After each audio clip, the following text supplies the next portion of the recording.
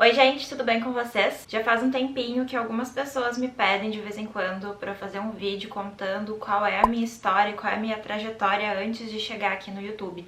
Então hoje eu tô aqui pra gravar esse vídeo, pra contar essa história pra vocês e no final eu vou dar um breve resumo de como foram esses últimos anos trabalhando aqui em relação à plataforma e as outras coisas que eu fiz na área do Handmade.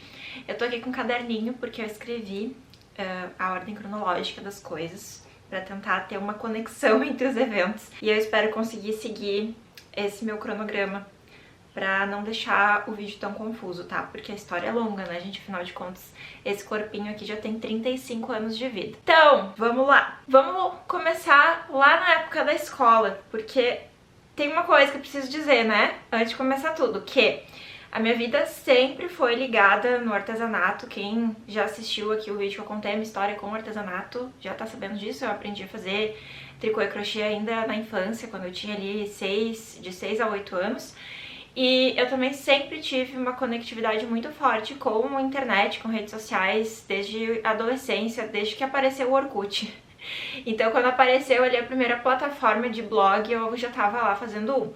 E depois, mais adiante, eu vou falar pra você sobre isso. Tá, mas então, vamos lá pra Bianca, adolescente, na escola, ali pelos anos 2000, aqui na minha tabelinha, na minha colinha, porque eu não lembrava mais, gente, tive que fazer as contas ontem quando eu tava fazendo o roteiro do vídeo, tá?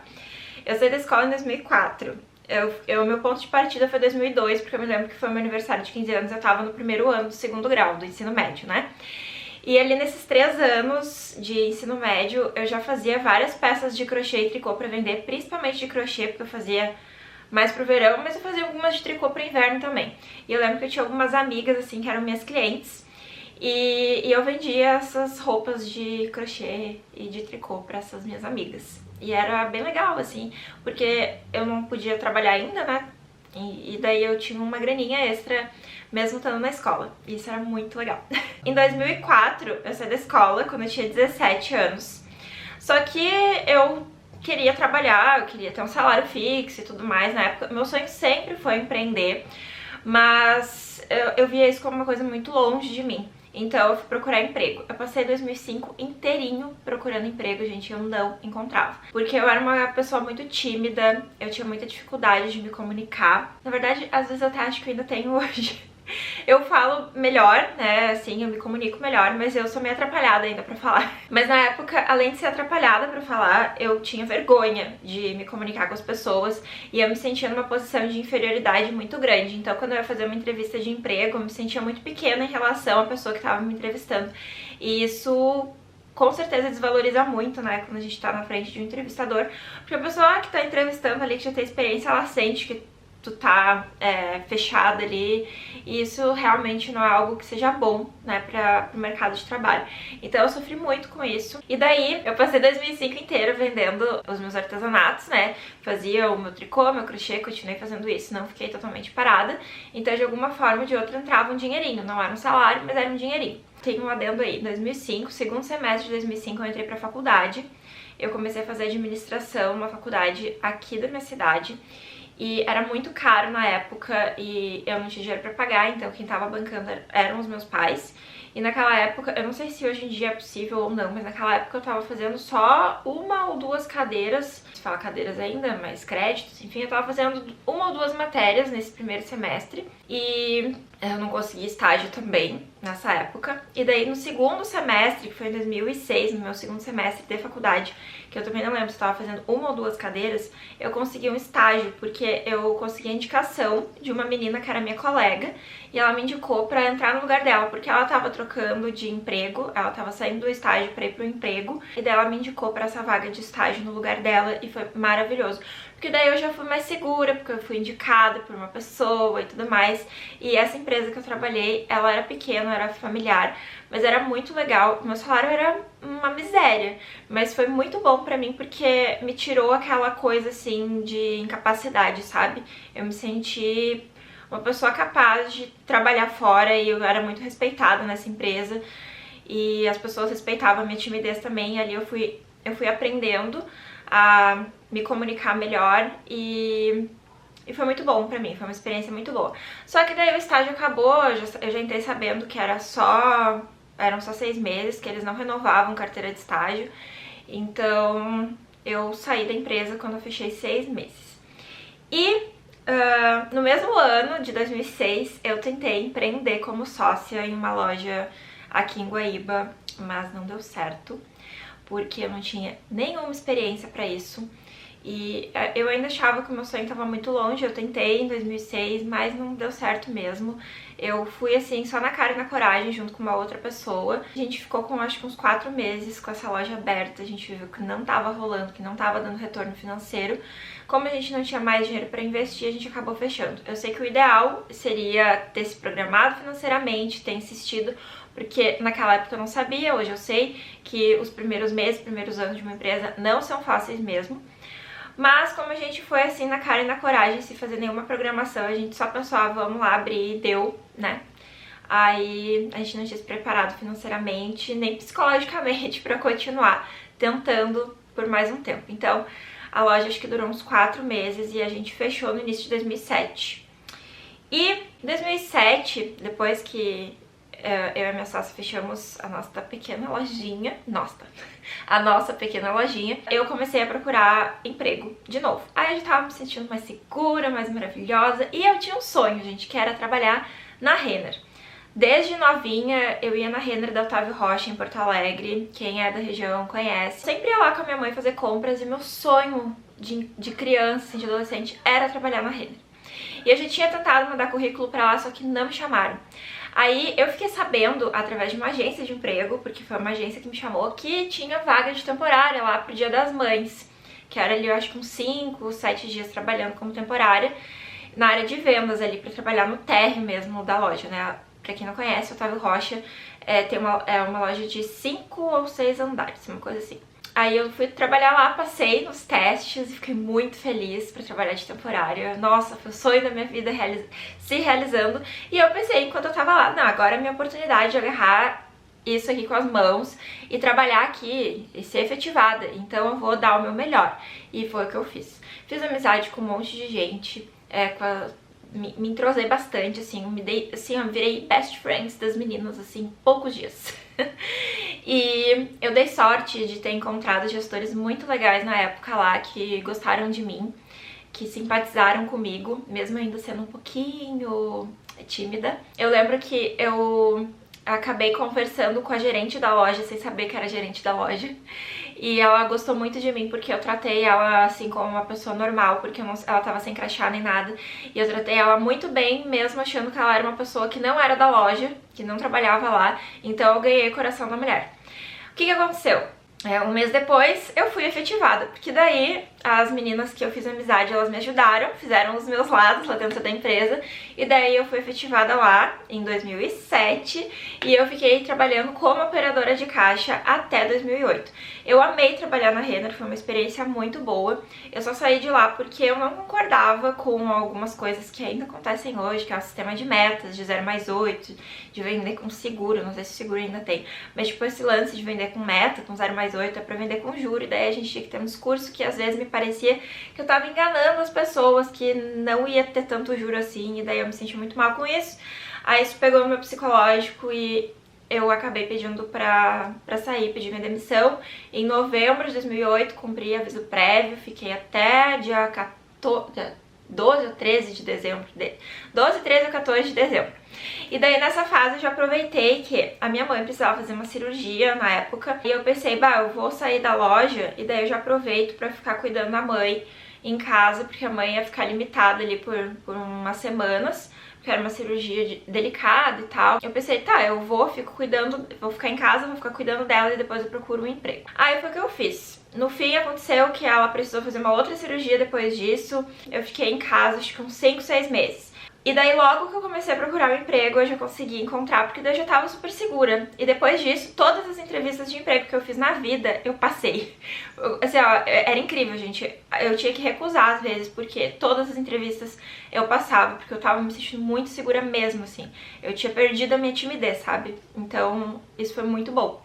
Porque trabalhar com o público dentro da Renner foi uma das melhores coisas que aconteceu pro meu crescimento profissional, justamente por isso.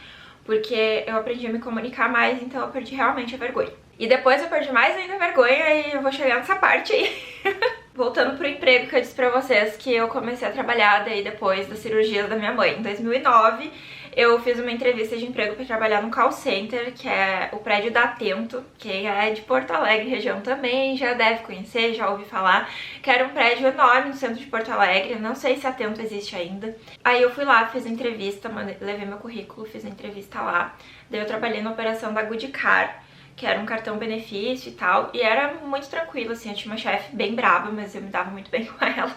Gostava muito dela, inclusive, ela também gostava muito de mim. E eu sempre tive essa tendência a me dar bem com chefes. E isso, com certeza, é muito bom, né? Então, às vezes, mesmo não gostando tanto, me desgastando um pouco com o emprego em si, com os chefes, eu normalmente me dava bem. Na época da Renner tinha uns que eu acabei deixando de gostar, né? Mas era muito chefe, né? Era muito gestor que tinha lá. Porque cada departamento tinha um gestor diferente. Alguns eu gostava mais, outros eu gostava menos. Mas também é normal, né? Tá, então, em 2009 que eu falei, né? Isso, eu entrei na Atento.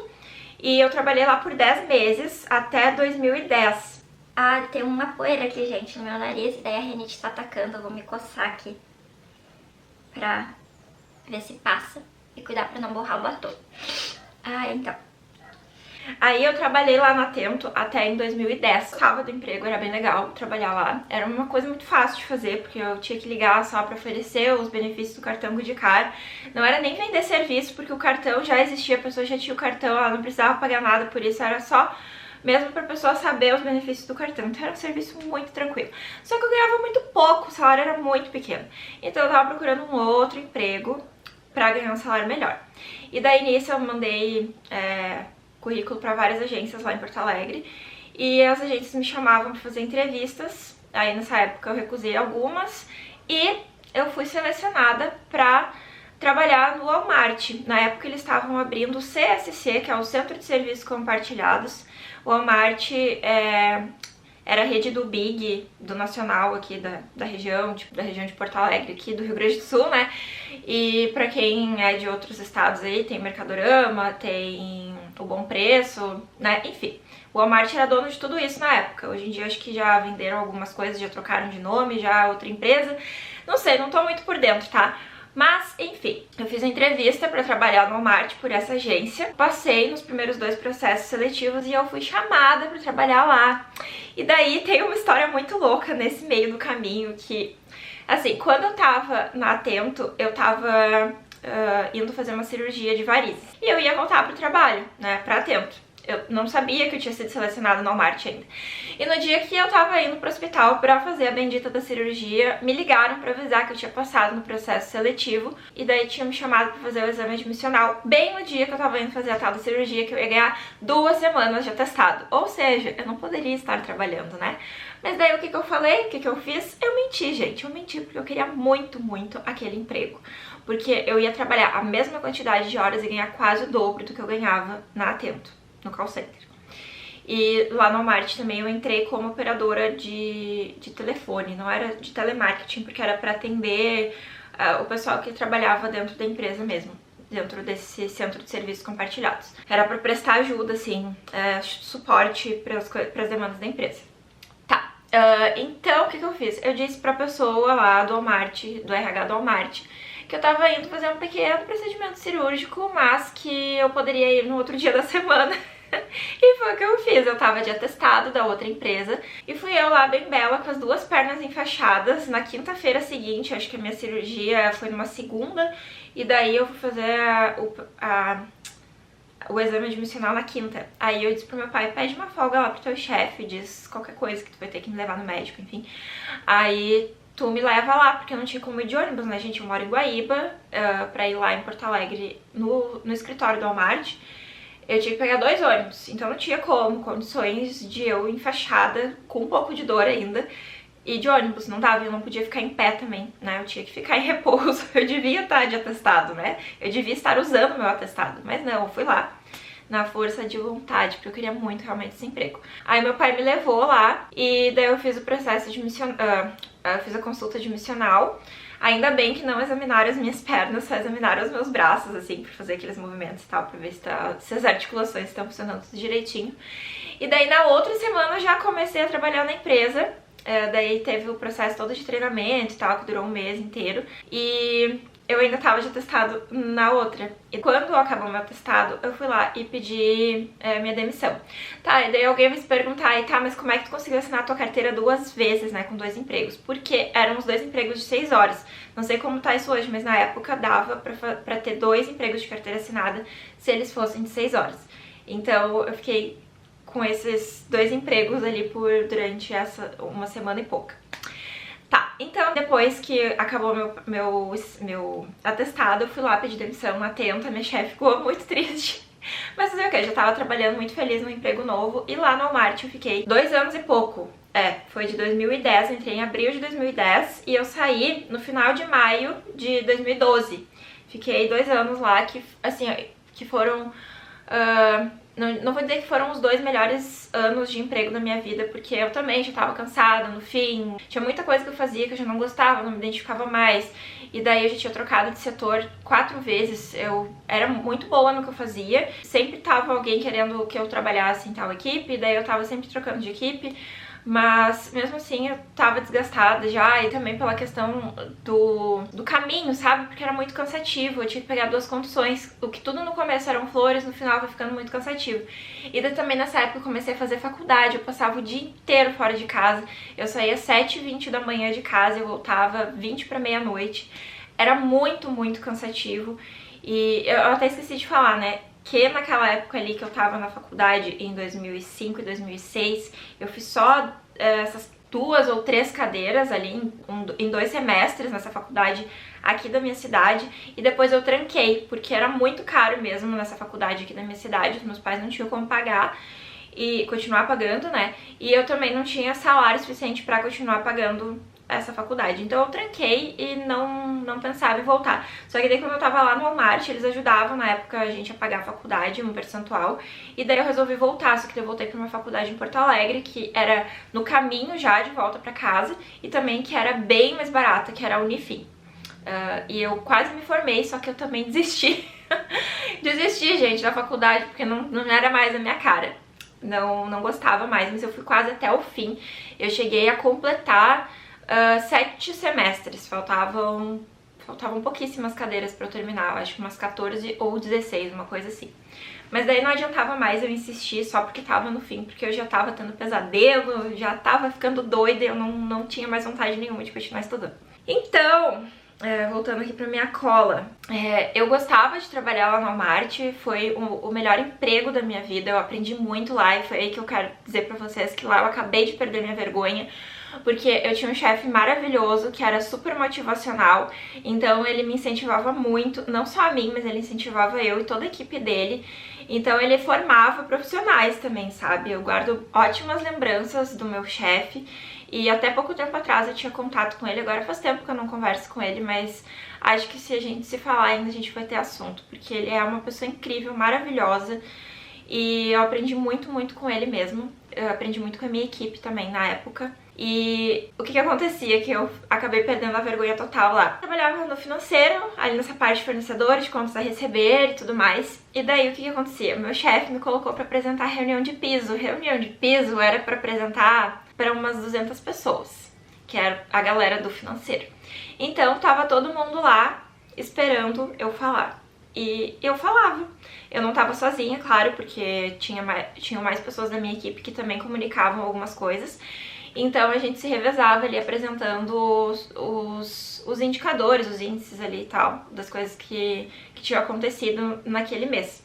E daí nesse processo eu perdi total a minha vergonha, e daí isso também me ajudou muito na faculdade, porque eu apresentava meus trabalhos super bem, daí nas avaliações de apresentação eu tava sempre segura das coisas que eu ia falar. Normalmente meus colegas pediam: a Bianca começa apresentando o trabalho, porque ela sabe o que ela tá falando. Isso era muito legal, gente. Eu me sentia muito valorizada, tanto na empresa quanto na minha faculdade, pelos meus colegas. Só que daí eu fiquei cansada por causa das coisas que eu fazia, que eu enjoei, que eu cansei. E daí foi uma fase ali que já tava mais difícil de ser promovida. E porque daí, né, quando chega num certo ponto, assim, os cargos vão diminuindo, né, o funil de cargos vai diminuindo, fica um pouco mais difícil, deu um soluço agora, ficou um pouco mais difícil de ser promovido. Também pela questão do caminho, porque era muito longe, tinha que pegar 2 ônibus pra ir, 2 ônibus pra voltar, faculdade e tudo mais, tava muito cansada. Aí eu comecei a procurar um outro emprego que fosse mais perto de casa. No primeira entrevista que eu fiz, assim, já fui chamada pra trabalhar, né, que nem eu falei pra vocês, tudo que era entrevista que eu fazia, já me chamava. Aí eu comecei a trabalhar no emprego relativamente perto de casa, em outra cidade, em Eldorado do Sul, só que é no caminho, tipo a metade do caminho de Porto Alegre. Eu demorava minutos pra chegar ali, de ônibus. Só que esse foi o pior emprego da minha vida. No dia que eu comecei a trabalhar lá, eu me arrependi amargamente de ter pedido demissão do Walmart. Porque o Walmart, apesar de eu estar cansada de ter que ir e voltar todos os dias, era um baita do emprego. E essa empresa que eu trabalhei, que era aqui perto de casa, era horrível, gente. Não tinha senso de equipe, não tinha nada nesse sentido. As pessoas eram egoístas no geral, assim. No geral, porque não todas. Eu tinha algumas colegas que eram bem legais, mas no geral a equipe era muito egoísta, sabe? Eu sentia assim que as pessoas não ajudavam umas às outras, e não ajudavam principalmente quem tava chegando. E entrou eu e mais uma outra colega, e a gente tinha muita dificuldade pra se adaptar, sabe, com isso. Então era eu e ela, e o resto ali de má vontade pra tentar ajudar a gente. Era uma que outra das mais antigas que ajudavam a gente, sabe? E daí parecia que tava fazendo uma obrigação quando a gente ia pedir ajuda. E era horrível. E o meu chefe também era um chato. Falei pra vocês que eu sempre me dava com os chefes, só que nessa empresa tinha um chefe que se achava o melhor. Eu acho que ele é mais novo que eu, não tenho certeza, mas se não, é a mesma idade que eu, mais ou menos. E ele se achava muito maravilhoso, sabe? Ai, nossa, ele era snob demais. Eu trabalhei lá por 9 meses, e daí eu fui construindo meu castelinho pra eles me mandarem embora. Eu comecei a chegar atrasada, ficava me enrolando lá pra fazer as coisas, e daí eu já tava, na verdade, com tudo planejado pra pedir minha demissão. E graças a Deus eles me mandaram embora um dia antes de eu pedir as minhas contas. Esse meu chefe, que daí no dia que ele me demitiu eu passei a amá-lo, porque daí ele fez o que eu mais queria, que era me demitir. E porque eu não aguentava mais, eu já estava preparada realmente, gente, pra pedir minha demissão. Eu ia pedir no dia 30 de março e ele me demitiu no dia 29 de março. Então eu tava chorando de alegria, sabe? E ele ficou louco de pena de mim porque ele achou que eu tava chorando de tristeza. Mas não, eu chorei de felicidade. Eu não conseguia me conter. E até um tempo depois eu encontrei ele num evento, e ele disse pra mim que ficou com a consciência super pesada porque eu era uma ótima funcionária, só que ele precisava mandar alguém embora. E daí ele teve que escolher eu, porque eu tinha sido a última a entrar. E uma das últimas a entrar. E eu disse pra ele que por mim tudo bem, que tava maravilhoso, que eu realmente ia pedir demissão. Então foi um grande favor que ele me fez. Porque daí, além de eu já ter me preparado financeiramente pra ficar ali os próximos meses sem um emprego de carteira assinada, eu ainda fiquei com um seguro-desemprego. Então foi maravilhoso. E aí nisso aí, gente, a gente já pega a parte onde eu comecei a empreender. Por quê? Quando eu saí da Servosul, que é esse emprego horroroso que eu falei pra vocês, eu comecei a trabalhar com o meu ateliê. Não pense em ateliê como algo grandioso na minha vida, porque não foi, tá? Eu tinha ateliê em casa mesmo, super simples, não tinha nem decoração, não tinha cenário, não tinha nada, gente. Foi tipo assim, era uma sala na casa da minha mãe, porque na época eu morava com ela ainda, com uma mesa com máquinas e uma mesa pra cortar tecido. Então era isso. Eu fazia roupa de tecido na época, não era tricô e crochê, tá? Eu já tinha ido pras máquinas de costura. Quem já viu o vídeo lá que eu contei minha história com artesanato, eu contei sobre essa parte também das máquinas de costura. Então, eu tava preparada financeiramente porque eu queria tentar empreender de novo antes de procurar um emprego de carteira assinada, né? Eu queria tentar, eu queria ver se eu dava sorte dessa vez, e eu dei. Eu consegui mesmo que com muita dificuldade, como eu tinha já dinheiro guardado, aí eu consegui lutar e vencer as barreiras do início de um empreendedorismo, né? Porque não é fácil, gente, todo começo é difícil e isso é normal. É muito raro quem vai conseguir já começar ganhando muita grana. E antes de eu pedir demissão, quer dizer, antes de eu pedir demissão não, antes de eu querer pedir demissão e antes de eu ser demitida de fato, eu já tava fazendo uns bicos, sabe? Eu já vendi algumas peças de roupa de tecido que eu já tinha comprado as máquinas, então eu tinha algumas colegas que já compravam coisas de mim. E daí eu fazia por encomenda e eu já tinha um dinheirinho ali também só dessa parte mesmo das roupas que eu vendia. Que daí eu tava guardando separado, que era como um fluxo de caixa ali pro meu ateliê. E daí, em 2013, né, que foi quando eu saí da Servosul, que daí, ó, vamos ver, porque eu não lembro se eu acompanhei os anos pra vocês. 2010, abril de 2010 eu entrei no Walmart e em final de maio de 2012 eu saí do Walmart e no inicinho de junho eu entrei, junho, né? É porque, assim, ó, eu saí e fiquei, acho que 2 dias em casa e daí eu já fui trabalhar na Servosul. Foi só o tempo ali de fazer os esquemas todos de desligamento e assinar a carteira na empresa nova. Aí, em 2013, eu saí da Servosul, no final de março. A partir de abril eu já me dediquei totalmente pro ateliê. E daí eu fiquei trabalhando com o ateliê por muito tempo, foram 5 anos. Só que antes de chegar de 2013 para 2013, 14, 15, 16, 17, 18. Antes de chegar em 2018, vamos parar em 2016, que foi o ano em que eu postei o meu primeiro vídeo de tricô aqui nesse canal, que foi o vídeo da touca, que ficou super famoso aí. Não sei se as pessoas assistem bastante ele ainda, mas ele ainda é um dos vídeos mais assistidos do canal. Aí, em 2016, eu postei esse vídeo e a gente volta agora lá para 2005. Eu virei de página aqui no meu caderninho já. A gente volta para 2005, que é para eu contar para vocês que foi o ano que eu criei o meu primeiro espaço na internet, no MySpace. Quem lembra do MySpace, gente? 2005 foi aquele ano horroroso da minha vida, que eu procurava emprego, procurava estágio, não encontrava, porque ninguém queria dar emprego, dar estágio para uma moça tímida que nem eu era. Eu criei esse MySpace pra colocar as fotos das peças de tricô e crochê que eu fazia, porque esse ano aí também eu tinha comprado uma câmera digital, eu me achava muito maravilhosa, porque foi a primeira câmera digital que eu comprei com o meu próprio dinheiro, com o dinheiro que eu guardei vendendo as minhas peças handmade. Então eu me achava muito com aquela câmera digital, gente. Ai, era maravilhoso. Era uma câmerazinha desse tamanho, de Digimini, que era o nome. E eu ainda tenho ela, tá? Que eu guardo de recordação. Então eu criei esse MySpace pra postar ali, na minha ilusão, tipo, todo mundo ia acessar essa página, ia conhecer meu trabalho e ia me encomendar várias coisas, mas isso não aconteceu. E não sei como é que funcionava a divulgação de coisas na internet na época, mas eu não sabia fazer nada disso. E daí ficou lá parado um tempo, depois eu deletei. Em 2006... criei o meu primeiro blog na plataforma do Terra, e eu lembro disso porque quando eu criei o blog, eu criei quando eu tava trabalhando mesmo, tava dentro da empresa que eu trabalhava naquele estágio. Nas horas vagas, assim, quando não tinha nada pra fazer, eles deixavam a gente livre pra navegar na internet, pra fazer as coisas que a gente quisesse fazer.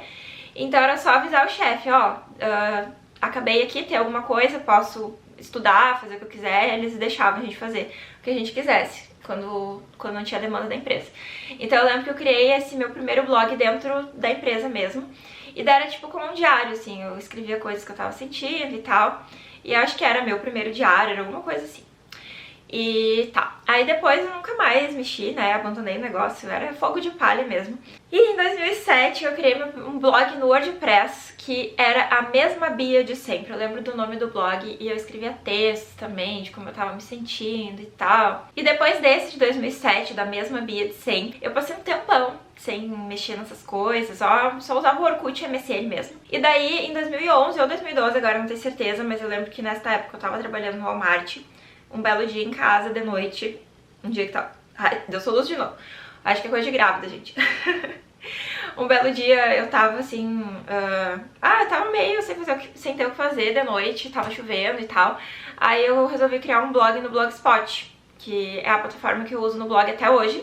E eu não lembro qual foi o ano exatamente, se foi 2011 ou 2012, mas daí também criei mais um blog nesse sentido, assim, de escrever coisas pessoais, coisas que eu gostava, botar foto que eu achava bonitinha, essas coisas assim. Era tipo um diário mesmo. E quando eu comecei a trabalhar na Servosul em 2012, eu ficava muito no tédio lá, porque às vezes não tinha nada pra fazer, e lá não podia mexer na internet, assim, livremente, Mas como eu já tava criando meu castelinho pra pedir minha demissão, que provavelmente então, pra pedir minha demissão não, pra eles me mandarem embora, provavelmente isso deve ter acontecido então de eu ficar mexendo no blog no início de 2013, que foi quando eu peguei o nojo mesmo, sabe, que eu decidi que eu queria sair. Eu comecei a usar o blog dentro da empresa e daí eu comecei a conhecer esses blogs de resenha de produto, de look do dia e tudo mais, e daí eu comecei a fazer isso também. Daí eu comecei a postar isso no meu blog. Claro que pra postar eu postava em casa, né, eu não ia abusar também lá da empresa de ficar conectando o cabo na CPU pra ficar descarregando foto, né.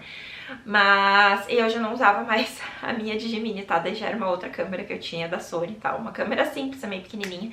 Mas a Digimini já não funcionava mais nessa época. Então, às vezes eu entrava lá dentro do blog só pra conhecer outros blogs, né? Dentro da plataforma do Blogspot e pra ver os comentários que as pessoas deixavam pra mim no meu blog.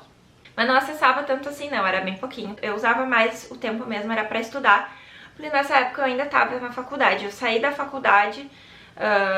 antes de desistir, de largar tudo, eu saí ainda depois que eu saí da Servosul. Eu já tava trabalhando com ateliê, eu acho que eu estudei ainda 1 ou 2 semestres quando eu já tava trabalhando sozinha, empreendendo. E vamos respirar, porque eu não paro de falar, esse vídeo vai ficar enorme, gente, enorme. Mas me aguentem, tá? Vocês pediram, agora assistam o vídeo com a história longa mesmo. E, vamos ver aqui, em 2013, em paralelo com o ateliê, né, com a minha produção de roupas, de vestuário, de tecido, que eu comecei a fazer, que eu tava já bem entrosada nessa coisa de fazer post no blog pra mostrar os looks e as resenhas de maquiagem. Logo depois que eu saí da empresa, que eu tava trabalhando, já empreendendo, eu conheci pela internet uma galera que era blogueira daqui da região de Porto Alegre, e daí eu comecei a frequentar eventos de moda. E isso foi bem legal, conheci muita gente na época. E acho que por 1 ou 2 anos eu fiquei frequentando esses eventos, fazia algumas parcerias, tinha uns recebidos. Era bem legal, eu gostava bastante, adorava quando chegava a caixinha do correio aqui em casa com recebidos. Ficava mexendo, ser a blogueira famosa, né? E era muito legal essa fase, eu gostava bastante. Só que era muita coisa pra fazer, eu precisava focar em algo na minha vida e o que me dava dinheiro era o ateliê. Então eu parei de ir nesses eventos, porque eu mais gastava dinheiro do que ganhava. Na verdade, eu nunca ganhei dinheiro, eu só ganhava recebidos mesmo. Nunca ganhei dinheiro com isso. Então, o que pagava as minhas contas era uma venda das roupas que eu fazia e eu foquei nisso, daí eu fiquei focada nisso. Grávida com falta de ar aqui de tanto falar, né? Vamos ver se eu não vou pular nada. Vamos de novo ali continuar em 2013. Quando eu tava ali nesse início de conhecer esse pessoal e tudo, de frequentar os eventos, tinha um monte de gente que tinha canal no YouTube, daí eu pensei, vou criar um canal no YouTube também. Daí em 2013 eu criei meu primeiro canal no YouTube, onde eu comecei a postar vídeos de moda e beleza. E o canal, assim, era um anexo do blog, sabe? Ele não era a coisa principal, o principal era o blog. Só que eu postava vídeo lá de vez em quando, não tinha jeito, sabe, pra fazer. Não tinha muita paciência, não tinha tempo, não tinha jeito. E daí era bem raro eu fazer vídeo. Em 2015 eu criei esse canal aqui, porque eu quis começar do zero de novo, né? Sei lá, eu achei que o canal não tava bom e daí eu pensei, vou criar outro canal. Eu ainda tenho esse canal de 2013 que está fechado, os vídeos estão todos privados, então não dá pra assistir. E em 2015 eu criei esse canal aqui, que é o mesmo que eu uso até hoje.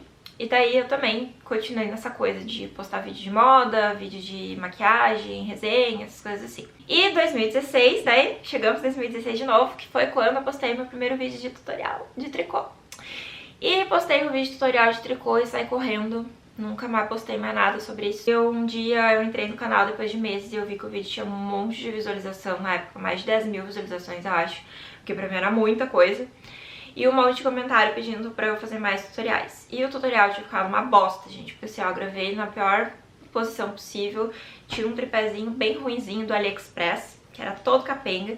Gravei com o celular, com o tripé em cima da cadeira, no meio das minhas pernas. Então a câmera ficava balançando, o áudio tava ruim, o vídeo tava ruim, tava tudo ruim, mas as pessoas gostaram e me pediram pra gravar mais. E daí eu ficava me fazendo, porque é muito difícil, né? Porque é difícil mesmo, tá, gente? Dá trabalho. E eu não tinha tempo, porque eu tava lá trabalhando, fazendo minhas roupas de tecido pra vender. E eu não conseguia achar espaço pra fazer vídeo-aula. Meu marido foi um super incentivador, ele disse, Bia, faz, sabe? Tenta. De repente é uma coisa legal pra tu tentar fazer também. em março de 2017 eu resolvi que eu ia me dedicar a fazer um vídeo por semana pro canal. Foi o que eu fiz e estou aqui desde então, fazendo vídeos pro YouTube. E a história de antes até o YouTube é essa, gente. É essa aí. E vamos ver se eu tenho mais coisas pra falar aqui, isso que eu vou dar uma lida no meu resumo. Pra dar o resumo pra vocês do depois do YouTube. Aí eu vou ler aqui e já venho. Já olhei aqui a minha cola, então já vi que tem coisas importantes a serem ditas ainda neste vídeo. Que é sobre ali a transição do canal e do ateliê ali, de como foi essa separação, de quando eu parei com o ateliê e fiquei só com o canal. Então eu acho que eu já comentei aí no vídeo antes pra vocês, né, que o ateliê, ele durou 5 anos, eu fiquei trabalhando, fazendo roupas por 5 anos. Então, como eu comecei a focar no canal em 2017, março de 2017, até 2018, eu fiquei trabalhando com as duas coisas, o que era extremamente cansativo. E era desgastante, muito desgastante, porque eu tentava me virar nos 30, fazendo as roupas e fazendo as peças também de tricô pra ensinar no canal, que inicialmente era só tricô que eu ensinava, mais pra frente depois que eu comecei a ensinar crochê também. E, gente, assim, eu tive que decidir, foi horrível, sabe? Horrível demais, porque o ateliê, fazer as roupas de tecido era um dos maiores sonhos da minha vida e eu amava fazer aquilo, só que eu também já tava cansada.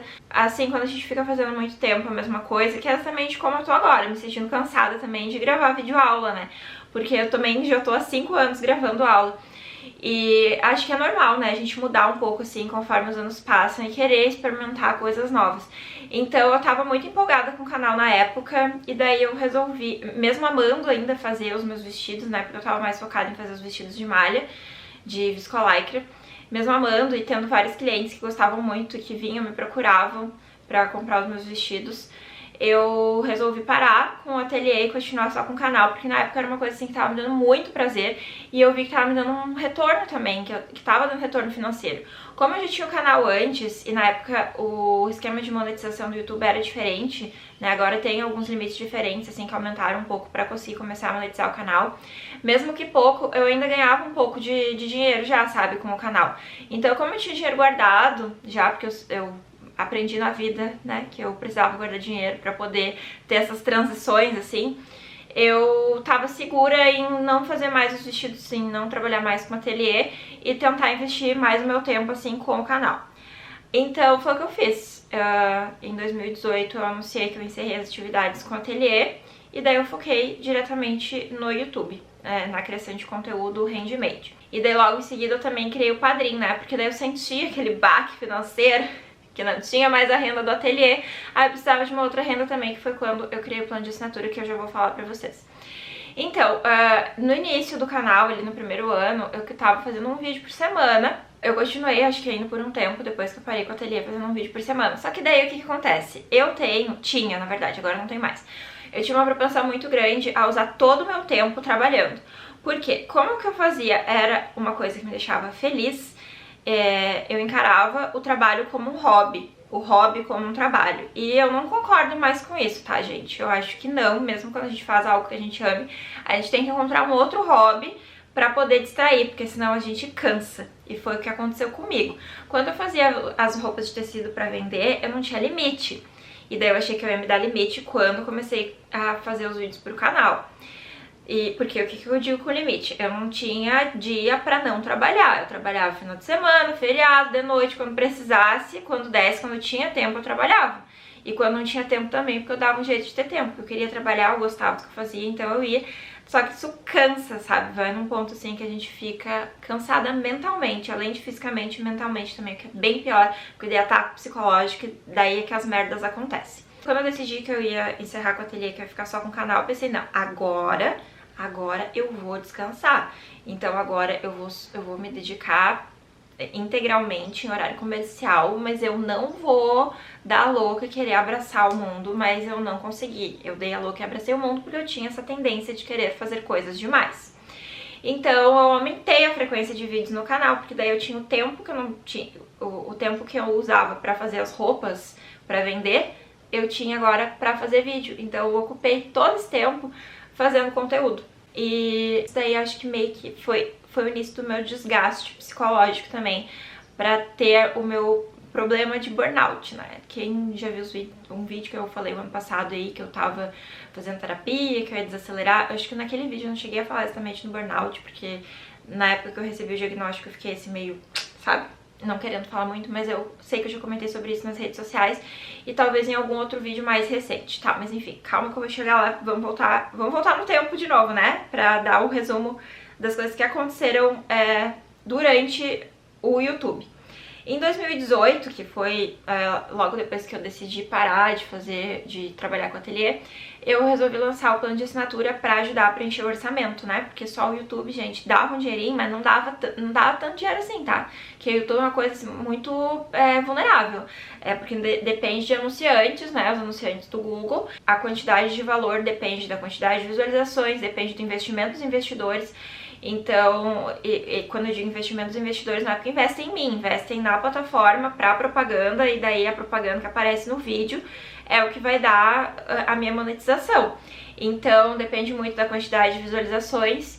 E o meu canal, assim, eu não sei se todos os canais handmade são sazonais, mas o meu é super sazonal. O meu canal é mais procurado no inverno do que no verão.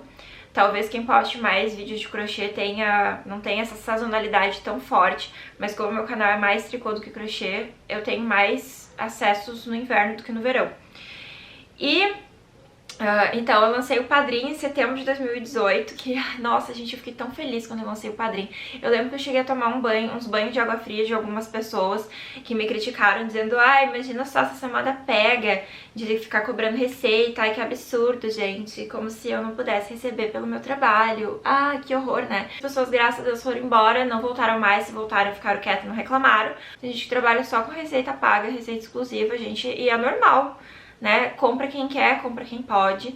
E fazer conteúdo gratuito demanda muito tempo, gente. Fazer conteúdo pago e conteúdo gratuito, os dois demandam tempo, né? Então nada mais justo do que cobrar algumas receitas. Agora faz tempo que eu não faço receita exclusiva pra vender. Esse ano, em 2022, eu fiz só uma, que foi a blusa Luna. Tá lá na minha loja, gente. Quem quiser ver pode ir lá. A receitinha tá lá, linda, maravilhosa, de uma blusa perfeita, que eu adoro. E então, eu fiz o Padrim, o plano de assinatura era R$10, gente, tinha gente que reclamava. E daí o plano servia como apoio pra criação dos vídeos gratuitos pro canal. E também era uma forma de eu ter um salário meio que fixo, né? Tudo bem que mudava ali de um mês pro outro, porque nem todo mundo apoiava todo mês. Mas eu tinha meio que um saláriozinho, assim, pra contar, né? Que aquele dinheiro ia rolar sempre, todo início de mês. O plano de assinatura durou até maio de 2021, que foi quando eu resolvi cancelar, porque eu já tava sentindo um desgaste de novo, físico e principalmente emocional, por causa da quantidade de coisas que eu tava fazendo. Porque, como eu disse pra vocês, eu não sabia lidar, né? E eu queria fazer tudo. Então, teve uma época do canal que eu cheguei a fazer 3 vídeos por semana, gente. Isso é demais. É muito conteúdo. E eu me estressava muito, porque, quem me acompanha no Instagram já sabe que a minha rua é muito barulhenta, que eu tenho uma vizinha que faz muito barulho. Então, eu me estressava muito porque eu ia gravar e daí tinha barulho, e daí isso é papo pra outro vídeo, né? Mas enfim, o fato é que, às vezes, era de noite, tipo, de noite de madrugada, e meu marido ia dormir e eu ficava gravando videoaula, porque eu tava fissurada e eu precisava cumprir aquela minha meta de conteúdo, sabe? Parecia que da minha vida dependia daquilo. E isso realmente acabou me deixando doente. E no final de 2021, que eu tava falando pra vocês, foi quando eu recebi o meu diagnóstico de burnout. Agora eu falo rindo, né? Mas na época foi bem difícil, gente, porque eu só chorava. Eu tava, assim, com um bloqueio criativo muito grande, eu não conseguia mais pensar. E isso também foi uma das coisas que eu decidi cancelar o plano de assinatura, porque eu não me sentia mais capaz de fazer receitas. Parecia que eu tava cada vez me cobrando mais. Eu até nessa época eu dei uma desacelerada no canal também. Então, desde aquela época, tem gente até que me falou assim, tu começou a postar pouco por causa que tu tá grávida, mas não foi, gente. Isso aí é falta de atenção das pessoas que não me acompanham direito. Porque quem me acompanha mesmo sabe que desde o ano passado eu já tinha diminuído a frequência de vídeos no canal, já tinha colocado uns outros conteúdos diferentes. Então não tem nada a ver com a gravidez, tá, gente? Já é uma decisão desde antes, baseada mesmo na minha saúde, porque eu precisei desacelerar, eu precisei me desconectar um pouco das redes sociais, porque tava demais aquilo pra mim, eu vivia em função disso. E pra mim hoje tá bom, eu não tenho mais vontade de ficar metendo os pés pelas mãos, sabe, de querer dar conta de abraçar tudo. Então eu respeito o meu tempo, respeito as coisas que eu consigo fazer. Claro que eu sofro um pouquinho às vezes por não conseguir fazer tudo que eu queria, mas eu consigo encarar melhor do que antes, que eu ficava muito frustrada e que eu ficava me cobrando e me julgando por não estar dando conta. Hoje em dia é mais tranquilo quanto a isso. E vamos ver se tem mais alguma coisa importante pra falar. Eu acho que é isso, gente. É basicamente essa história mesmo. Agora eu estou aqui super de boa, tranquila com os meus 8 meses de gestação. Tô gravando esse vídeo já com 35 semanas e... deixa eu ver, fecha 35 na terça. Hoje é sexta-feira, quarta, quinta, sexta. São 35 semanas e 3 dias. E tô aqui com uma barriga grande que não está aparecendo. Deixa eu baixar aqui a câmera pra mostrar pra vocês, ó. A barriguinha do Arthur tá aqui, redondinha. Tô aqui super à vontade em cima da cama de vestidinho, porque tá calor hoje. Inclusive, está sendo muito tempo pra chuva, estou com a roupa cheia, quer dizer, com a roupa cheia, não, com o varal cheio de roupa, daqui a pouco eu vou lá recolher antes que caia um temporal. Então, essa é a minha história gigantesca, esse vídeo ficou enorme, mas estou muito feliz de compartilhar com vocês. Eu acho que eu acabei passando quase todo o vídeo olhando pra tela em cima e não pra lente da câmera. Não sei se vai dar pra ver essa minha mudança de ficar olhando câmera, lente, câmera, lente. Mas, enfim, né, o importante é o que eu falei, não pra onde eu olhei. E eu tô muito feliz mesmo de ter compartilhado com vocês essa história tão grande da minha vida. Espero que vocês tenham gostado de assistir também. Quem assistiu até o final, comenta aqui embaixo. Muito obrigada por terem assistido o vídeo até aqui. Um super beijo pra vocês e até mais. Tchauzinho!